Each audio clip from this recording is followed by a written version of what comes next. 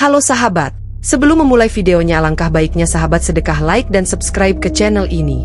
Ini adalah sebuah kisah inspiratif yang nyata di kehidupan kita, dan tak lupa juga menuliskan sholawat di kolom komentar sebagai penghormatan kita kepada Nabi besar kita. Terima kasih.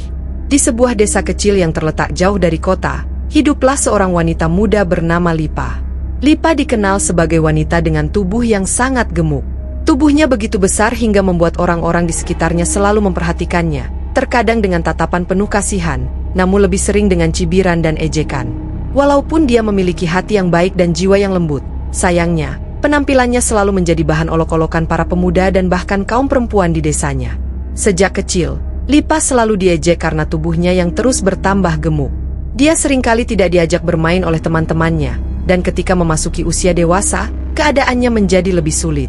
Pemuda di desanya menjauhinya, dan Lipa selalu mendengar gumaman mereka. Siapa yang mau menikahi wanita segemuk itu?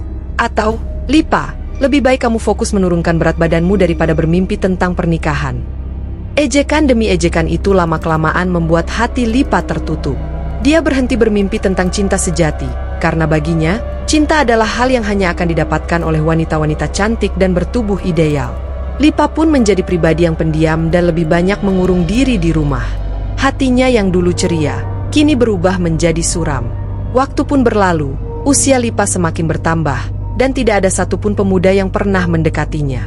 Setiap malam, dia hanya bisa berdoa dalam kesepian, memohon agar Tuhan memberinya sedikit keajaiban, berharap ada seseorang yang mencintainya dengan tulus, bukan karena penampilannya. Hingga akhirnya, pada usia 28 tahun, Lipa benar-benar putus asa. Semua wanita seumurannya sudah menikah dan memiliki keluarga, sementara dia tetap sendiri tanpa ada yang peduli. Lipa merasa tidak ada harapan lagi di desanya. Hingga suatu hari, dia memutuskan untuk keluar dari rumah dan berjalan-jalan ke tepi hutan. Dia merasa lebih baik tinggal sendirian di sana daripada terus-menerus dihina oleh tetangganya. Dengan langkah berat, Lipa pun menuju ke hutan yang jarang dijamah oleh orang-orang. Di tengah perjalanan, Lipa melihat sebuah gubuk kecil di tepi hutan, hampir tertutup oleh semak belukar. Gubuk itu terlihat tua dan reot, seperti hampir rubuh. Namun, dari celah-celah gubuk itu, tampak ada asap mengepul dari cerobongnya. Artinya, ada orang yang tinggal di sana. Karena penasaran dan merasa lelah, Lipa memutuskan untuk mengetuk pintu gubuk tersebut. Tak lama kemudian, pintu itu terbuka, dan tampaklah seorang pria tua yang kurus dan berwajah lelah. Matanya cekung, rambutnya beruban, dan tubuhnya dibalut oleh pakaian yang sudah usang. Dia menatap Lipa dengan mata yang penuh rasa heran. "Siapa kamu, nak? Apa yang membuatmu datang ke sini?" tanya kakek itu. Lipa tersenyum canggung. "Nama saya Lipa, kek. Saya hanya ingin mencari ketenangan. Bolehkan saya duduk sebentar di sini?" Kakek tua itu mengangguk dengan ramah. "Masuklah, Lipa. Gubuk ini memang sudah tua, tapi kamu boleh beristirahat sejenak di sini." Lipa masuk ke dalam gubuk tersebut. Ruangan itu sangat sederhana, hanya ada satu ranjang kayu yang berderit, sebuah meja kecil, dan perapian kecil yang menghangatkan ruangan. Bau kayu bakar dan dedaunan kering memenuhi udara. Namun, anehnya, Lipa merasa nyaman di tempat itu.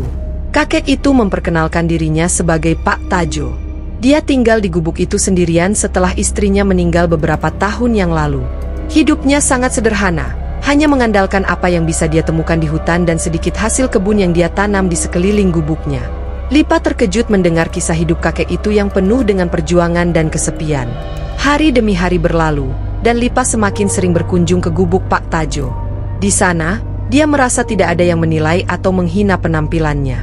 Pak Tajo selalu memperlakukannya dengan baik dan penuh hormat. Mereka sering berbicara tentang banyak hal, mulai dari masa lalu Lipa, kehidupan di desa, hingga impian-impian yang tak pernah bisa terwujud. Suatu hari, saat matahari hampir tenggelam di balik pepohonan, Lipa memberanikan diri untuk bertanya, "Kek, mengapa kakek tidak pernah menikah lagi setelah nenek meninggal?" Pak Tajo tersenyum tipis. "Ah, Lipa, siapa yang mau menikahi pria tua sepertiku ini? Aku hanya orang miskin yang tinggal di gubuk reot. Tidak ada wanita yang mau hidup dalam kemiskinan. Nah, bagiku, kenangan bersama istriku sudah cukup." Mendengar itu, Lipa merasa ada rasa sakit yang sama di antara mereka. Dua orang yang merasa tidak diinginkan, terjebak dalam kesepian. Tanpa sadar, Lipa merasa hatinya mulai berubah. Perasaan hangat yang selama ini tidak pernah dia rasakan perlahan muncul saat dia bersama Pak Tajo. Sebuah perasaan nyaman, aman, dan cinta. Waktu terus berlalu, dan kunjungan Lipa ke gubuk Pak Tajo menjadi semakin sering. Hingga pada suatu malam yang tenang, saat rembulan bersinar terang di langit, Lipa memberanikan diri mengutarakan perasaannya. Dengan suara yang gemetar, dia berkata, "Kek, aku tidak tahu bagaimana mengatakannya, tapi aku ingin tinggal di sini bersama kakek." Pak Tajo terkejut mendengar itu. "Apa maksudmu, Lipa? Kamu ingin tinggal di gubuk kecil ini? Tapi, kenapa?" Lipa menunduk, menahan air mata yang hampir jatuh. "Aku tahu ini mungkin terdengar gila, Kek. Tapi selama hidupku, tidak ada satupun orang yang memperlakukanku dengan baik, kecuali kakek. Tidak ada yang melihat hatiku, kecuali kakek. Aku tidak peduli dengan kemiskinan atau gubuk ini. Yang aku inginkan hanyalah hidup bersama orang yang menghargai aku apa adanya." Pak Tajo terdiam lama. Matanya yang tua menatap Lipa dengan penuh kebingungan, tapi juga keharuan. Dia tidak pernah berpikir bahwa akan ada seseorang yang mau tinggal bersamanya, apalagi wanita muda seperti Lipa. Setelah beberapa saat, kakek itu menghela napas panjang, lalu berkata pelan, "Jika itu memang keinginanmu, Lipa, aku tidak akan menolaknya. Aku akan menerima keberadaanmu di sini, sebagai teman, atau bahkan sebagai istri." Lipa terkejut mendengar kata-kata itu. Hatinya berdebar-debar. "Kek, apa kakek serius?" Pak Tajo mengangguk pelan. "Aku tidak punya apa-apa, Lipa. Aku tidak bisa memberimu kemewahan atau kenyamanan. Tapi aku bisa memberimu kasih sayang dan tempat di hatiku yang telah lama kosong. Jika kamu bersedia, maka aku akan menikahimu." Air mata mengalir di pipi Lipa. Untuk pertama kalinya dalam hidupnya, ada seseorang yang menerima dirinya dengan tulus. Tanpa ragu, dia mengangguk. "Ya, Kek, aku mau. Aku mau menjadi istrimu." Keesokan harinya, Lipa dan Pak Tajo menikah dengan sederhana di gubuk kecil mereka. Tidak ada pesta besar atau perayaan mewah, hanya doa-doa sederhana dan ikrar suci yang terucap di antara dua hati yang pernah kesepian.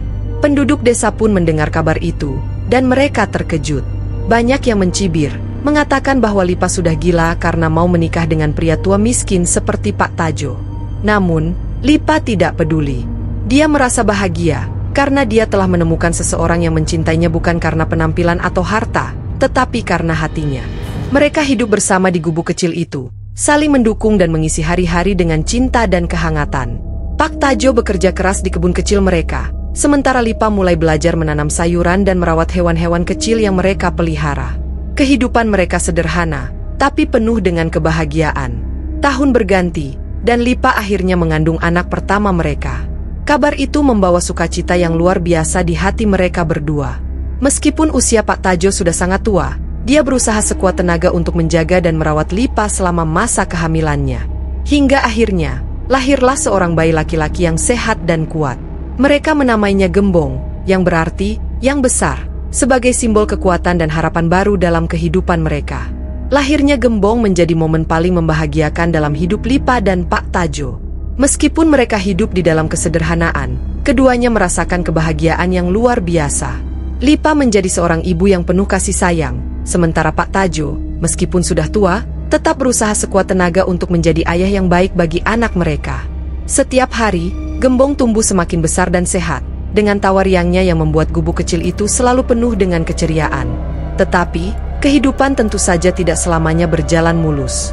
Saat Gembong mulai bisa berlari-lari kecil di halaman depan gubuk mereka, Pak Tajo jatuh sakit. Tubuhnya yang sudah tua semakin melemah, dan dia tidak bisa lagi bekerja di kebun seperti biasanya. Lipa yang kini mengurus semuanya, dari mengurus anak mereka, merawat suaminya yang sakit, hingga mencari makanan dan kayu bakar di hutan. Kondisi itu membuat banyak penduduk desa semakin mencemooh Lipa. Mereka melihatnya sebagai wanita yang tidak beruntung, karena menikahi pria tua yang kini hanya menjadi beban. Sudah gemuk, miskin pula. Lihatlah, sekarang dia harus merawat suaminya yang sekarat. Begitu salah satu tetangganya berbisik saat melihat Lipa membawa suaminya ke desa untuk berobat. Namun, Lipa tidak pernah peduli dengan hinaan itu. Baginya, Pak Tajo adalah cinta pertamanya, satu-satunya orang yang memberinya kebahagiaan dan menerima dirinya apa adanya. Dia merawat suaminya dengan sabar, memastikan bahwa meskipun mereka miskin, Pak Tajo tetap merasa dicintai dan dihargai. Waktu terus berjalan, dan kondisi kesehatan Pak Tajo perlahan membaik. Namun, kehidupan di gubuk itu masih penuh dengan perjuangan. Makanan yang mereka miliki seringkali hanya berupa ubi-ubian dan sayuran liar yang ditemukan Lipa di hutan. Lipa tahu bahwa jika mereka ingin bertahan hidup, dia harus mencari cara untuk mendapatkan penghasilan tambahan. Suatu hari, Lipa mendengar kabar bahwa di desa sebelah, ada seorang petani yang membutuhkan bantuan untuk memanen padi. Tanpa pikir panjang, dia segera pergi ke desa tersebut dan menawarkan tenaganya. Meskipun banyak orang yang menertawakan tubuh gemuknya dan meragukan kemampuannya bekerja, Lipa membuktikan bahwa dia adalah wanita yang tangguh. Dia bekerja tanpa kenal lelah, memanen padi, mengangkat karung-karung berat, dan bahkan membantu menanam benih baru. Lipa terus bekerja keras setiap hari. Uang yang dia dapatkan tidak banyak, tapi cukup untuk membeli makanan yang lebih baik bagi keluarganya. Dia juga mulai menyisihkan sebagian untuk keperluan Gembong, seperti membeli pakaian baru dan perlengkapan sekolah sederhana. Ya, Lipa memiliki impian besar untuk anaknya. Dia ingin Gembong bisa bersekolah dan mendapatkan pendidikan yang layak, meskipun mereka tinggal di gubuk reot di tepi hutan. Ketekunan Lipa perlahan-lahan menarik perhatian penduduk desa. Mereka yang dulu hanya melihatnya sebagai wanita gemuk yang tidak berharga, kini mulai mengaguminya. Lipa memang gemuk, tapi lihatlah ketekunan dan kegigihannya, kata beberapa orang yang pernah bekerja bersamanya. Sedikit demi sedikit, pandangan orang-orang terhadap Lipa mulai berubah. Lipa tidak hanya bekerja sebagai buruh tani. Ketika musim panen selesai, dia mulai membuat kerajinan tangan dari bahan-bahan yang dia temukan di hutan, seperti anyaman bambu, tas dari daun pandan, dan pernak-pernik kecil lainnya. Kerajinan Lipa mulai dikenal di pasar desa, dan hasil penjualannya semakin membantu ekonomi keluarganya. Melihat perubahan ini, Lipa merasa bangga. Meskipun suaminya sudah tua dan tidak bisa bekerja seberat dulu, dia tetap mendukung Lipa dengan doa dan dorongan semangat. "Kamu memang istri yang luar biasa, Lipa," bisik Pak Tajo suatu malam. "Aku beruntung pernah mengenalmu dan hidup bersamamu. Terima kasih telah membuat hidupku bahagia." Lipa hanya tersenyum lembut, memegang tangan suaminya erat-erat. Baginya, tidak ada kebahagiaan yang lebih besar daripada bisa melihat orang-orang yang dia cintai tersenyum. Usaha Lipa semakin berkembang. Pada akhirnya, dia berhasil membangun sebuah kios kecil di desa, tempat dia menjual hasil kerajinannya. Setiap pagi, dia membawa Gembong bersamanya, mengajarkan anaknya cara berdagang dan menghitung uang. Kios itu sederhana, tapi menjadi simbol dari ketekunan dan kerja kerasnya. Penduduk desa mulai memandang Lipa dengan rasa hormat. Bahkan, beberapa wanita yang dulu sering mengejeknya kini datang untuk belajar membuat kerajinan dari Lipa. Dia tidak pernah menolak siapapun yang ingin belajar darinya, dan dengan senang hati berbagi ilmu serta pengalamannya. Kini, Lipa tidak hanya dikenal sebagai wanita gemuk yang menyedihkan, seperti dulu, tetapi sebagai Lipa, wanita tangguh yang berhasil mengubah nasibnya. Dan di tengah semua perubahan itu, Lipa tidak pernah melupakan akar dari keberhasilannya, cintanya kepada suami dan anaknya. Gembong pun tumbuh menjadi anak yang cerdas dan penuh kasih sayang. Dia selalu membantu ibunya di kios, belajar dengan giat di sekolah, dan merawat ayahnya yang semakin menua dengan penuh hormat. Gembong tahu bahwa ibunya adalah sosok yang luar biasa, dan dia bertekad untuk membalas semua perjuangan ibunya suatu hari nanti. Saat Gembong beranjak remaja, dia mendapatkan beasiswa untuk melanjutkan sekolah ke kota. Meskipun perpisahan itu berat, Lipa dan Pak Tajo merelakannya, karena mereka tahu ini adalah kesempatan besar bagi anak mereka. Gembong berjanji akan belajar dengan sungguh-sungguh dan kembali membawa kebanggaan bagi keluarga kecil mereka. Tahun demi tahun berlalu, dan kehidupan Lipa berubah drastis. Gembong berhasil menyelesaikan pendidikannya dengan gemilang dan mendapatkan pekerjaan yang baik di kota. Kini, dia sering mengirim uang untuk ibu dan ayahnya, memastikan mereka hidup dengan lebih nyaman. Pak Tajo, yang kini semakin tua, sering duduk di depan gubuk mereka, menatap anak dan istrinya dengan senyum penuh kebahagiaan. Meskipun usianya mungkin tidak lama lagi, dia bersyukur telah menjalani kehidupan yang penuh dengan cinta, bukan karena kemewahan atau harta, tetapi karena kehangatan keluarga. Di akhir hidupnya, Pak Tajo berbisik pada Lipa, "Terima kasih, Lipa.